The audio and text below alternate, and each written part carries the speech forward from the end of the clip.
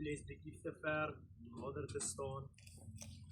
En dan sal ek 'n skrifgedeelte vir ons lees soos wat die kurs besig is om te staan.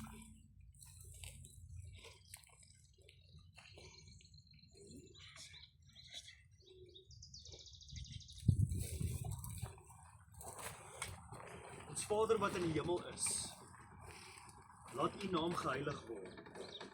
Laat U koninkryk kom. Laat U wil geskied, soos in die hemel, net so ook op die aarde.